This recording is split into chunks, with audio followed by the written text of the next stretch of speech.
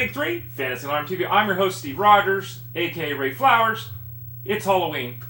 Sue me. Let's talk some wide receivers. The first number of the day is 1, as in the number of touchdowns scored per game by James Jones. 6 in 6 games. Spectacular. You start him every week without a worry. I've been saying I'm worried, and here are some of the numbers to support why I'm worried. The last 2 games, 4 receptions and 8 targets. Most guys you start without thinking about it on a weekly basis at the wide receiver position catch 4 passes on 8 targets per week. That's what he has done in 2 games. There's not a lot of volume here with James Jones. He has to get in the end zone or there are problems. Secondarily, he has fewer catches this season, 21 of them, than Cole Beasley. He has fewer targets this season, 29, than Ryan Grant of the Redskins. Think about that. Less catches than Beasley, less targets than Grant. Is that someone you should feel confident starting on a weekly basis? The answer to that question should be, obviously, no. We'll see what happens in the second half of the season for James Jones.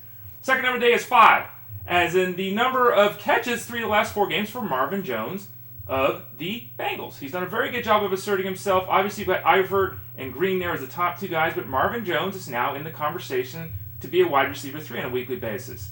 He scored 3 times in his last 5 games. In addition to having 5 catches in 3 of the last 4 games, he's also gone for 64 or more yards. So we're basically looking at as a guy who has a chance to catch 5 passes, 65 yards, and a touchdown. And if he does that, that's a wide receiver 3.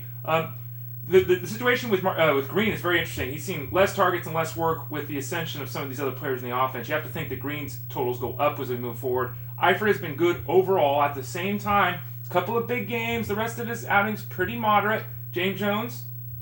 Marvin Jones, the other second Jones we're talking about, a decent option as a wide receiver 3 moving forward.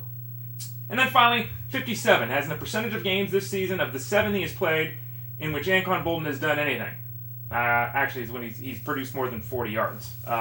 Folks, he doesn't catch passes in this offense.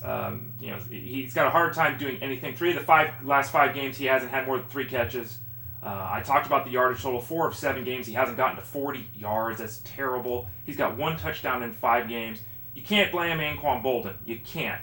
And I know he had 2 really nice games, 100-yard effort back-to-back, getting everyone excited before falling off the map yet again. Niners' offense is dysfunctional. Colin Kaepernick is not getting it done. Boldin at this point, very, very difficult to start, especially over the Jones brothers, who I just mentioned. Big Three, Fantasy Alarm TV. You've been listening to me. Don't forget to visit us, fantasyalarm.com.